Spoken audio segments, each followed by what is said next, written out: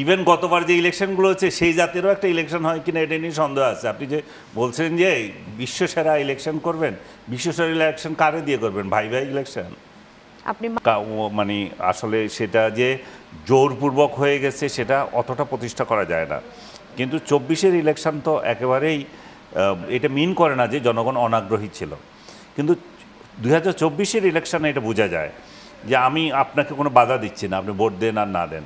সে আছে 45% লোক আওয়ামী লীগ যদি নির্বাচনে অংশ না নেয় তাহলে এটাকে গ্রহণযোগ্য ইলেকশন, সিদ্ধান্তহীনতায় রয়েছে এরকম বলেছে। গ্রহণযোগ্য ইলেকশনই মনে করে না। এই দুই দল মিলে তাদেরকে বাড়ি ছাড়া করেছে। এখনও প্রায় 2 কোটি আওয়ামী লীগের লোকজন সমর্থক বাড়ি ছাড়া। ওরা ইন্টারনালি ডিসপ্লেস বলে এগুলাকে। এরা ঠিক না, শরণার্থী না, রোহিঙ্গাদের মতো না, যে দেশের মধ্যে এরা শরণার্থী হয়ে আছে। কিংবা 14 দলের অন্য কোনো রাজনৈতিক দল যদি অংশ নেয়, আওয়ামী লীগ দলগতভাবে সিদ্ধান্ত নিয়ে তাদেরকে ভোট দিতে পারে, দলগতভাবে সিদ্ধান্ত নিলে ভোটগুলো তো সেখানে যাওয়ার সম্ভাবনা আছে। কিন্তু এই ভোট দেওয়ার পরে ওই প্রার্থী জিতবে কিনা সেটা হচ্ছে বড় প্রশ্ন। কারণ জাতীয় পার্টির এমন শক্তিশালী প্রার্থী কি ওই জায়গায় আছে যে বিএনপি কিংবা জামাতের প্রার্থীকে হারাতে পারবে, সেটার উপর নির্ভর করছে। কিন্তু একটা সিগনিফিক্যান্ট তো হবে, একটা চেঞ্জ হবে যখন এই লোকগুলো যখন আওয়ামী লীগের একটা বিরাট অংশ, জাতীয় পার্টির নিজস্ব একটা অংশ আছে, সবটা যদি মিলে তখন অনেক জায়গায় কিন্তু পরাজিত হয়ে যেতে পারে বিএনপি জামাতের প্রার্থীরা। আপনি যে জরিপের কথা বলছেন সেই জরিপে আবার এটাও বলা আছে 45% লোক আওয়ামী লীগ যদি নির্বাচনে অংশ না নেয় তাহলে এটাকে গ্রহণযোগ্য ইলেকশনই মনে করে না। তো সেই ক্ষেত্রে তারা যে ভোট দিতে যাবে সেটারও কোনো নিশ্চয়তা নাই। তারা হয়তো যাবেও না, যে এখানে আমার ভোট দেওয়ার কোনো জায়গাই নাই, তাহলে আমি সেখানে যাব কেন? সো ইভেন তারা যদি জাতীয় পার্টিকেও না পায় তাহলে ভোট দিতে যাবে কাকে?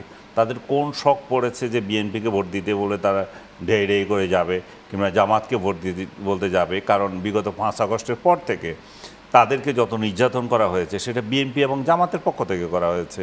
এই দুই দল মিলে তাদেরকে বাড়ি ছাড়া করেছে। এখনও প্রায় 2 কোটি আওয়ামী লীগের লোকজন সমর্থক বাড়ি ছাড়া। ওরা ইন্টারনালি ডিসপ্লেস বলে এগুলাকে। এরা ঠিক না, শরণার্থী না, রোহিঙ্গাদের মতো না, যে দেশের মধ্যে এরা শরণার্থী হয়ে আছে, দেশের মধ্যে নিজের বাড়িতে যেতে পারছে না। আজকে পরিস্থিতি এমন দাঁড়িয়েছে। আপনার এই বক্তব্য, আপনার এই বিশ্লেষণ যদি একদম আমরা সত্য ধরে নেই তাহলে আরেকটা প্রশ্ন দাঁড়ায়, এবং সেই প্রশ্নটা হচ্ছে যে তাহলে এই নির্বাচন কি ইতিহাসে সেরা নির্বাচন আমরা হিসেবে পাবো? এরকমটা শুনতে পাচ্ছি, কিন্তু কি করে সেরা পাবো? সেটা কি তাহলে সেই অবাধ, সুষ্ঠু, গ্রহণযোগ্য হবে? কারণ যদি সেটা অংশগ্রহণমূলক না হয়, অংশগ্রহণমূলক যদি না ভোটের হয়, কাস্টিং হিসাব করলেও ভোটের অংশগ্রহণমূলক না হলে তো ভোটের কাস্টিং হবে না সেরকম। যেমন আপনি দেখেন না 18-তে বিএনপি ভোট বর্জন করেছে, বলছে আমরা ভোট দেব না, কিন্তু তারা সহিংসতায় যায় নাই।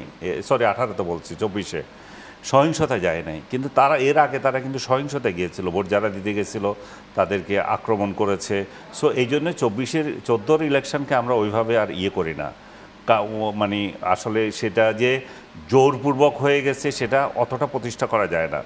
কিন্তু 24-এর ইলেকশন তো একেবারেই মানে একতরফা নির্বাচন এবং যায় নাই। সেখানে কিন্তু জনমত, আমি যেটা বলতে চাচ্ছিলাম, 14-এর ইলেকশনে জনমত হয়েছে সেটা বোঝা যায় না। কারণ আমি ভোট দিতে যেতে চাচ্ছি, আপনি আমাকে ভোট দিতে যেতে দিচ্ছেন না।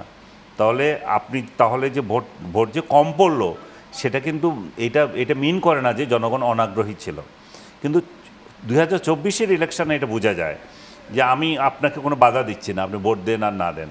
সেই জায়গায় গেল যে জনগণ আসলে ভোট দিতে যায় নাই এবং একটা ভুয়া পরিসংখ্যান দিয়ে সরকার নিজেদের প্রার্থীদেরকে বাড়িয়েছে। আমি আমার নিজের কনস্টিটিউয়েন্সিতে বলতে পারি 20% ভোটও হয় না। আমি ভোট দিয়ে বের হলাম, আমাকে সাংবাদিকরা ধরলো কত পার্সেন্ট হবে বলে আপনার মনে হয়? আমি যে 20%-এর বেশি হবে না এখানে কাস্টিং।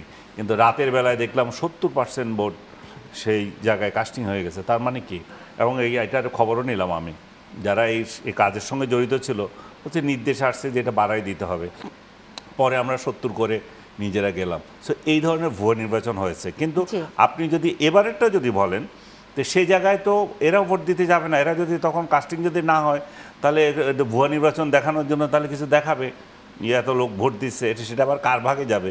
সেটা কি জামাতের ভাগে যাবে না বিএনপির ভাগে যাবে? সেটা কি এবার হবে? আমি এই জায়গা থেকে মুস্তাফা ফিরোজ আপনার কাছে আসতে চাই। এই শুনুন, আমি বলি সেটাই যে এবার হবে কিনা এটা প্রশ্ন করতেছেন। ইভেন গতবার যে ইলেকশনগুলো হচ্ছে সেই জাতীয়ও একটা ইলেকশন হয় কিনা এটা নিয়ে সন্দেহ আছে। আপনি যে বলছেন যে বিশ্বসেরা ইলেকশন করবেন, বিশ্বসেরা ইলেকশন কারে দিয়ে করবেন? ভাই ভাই ইলেকশন।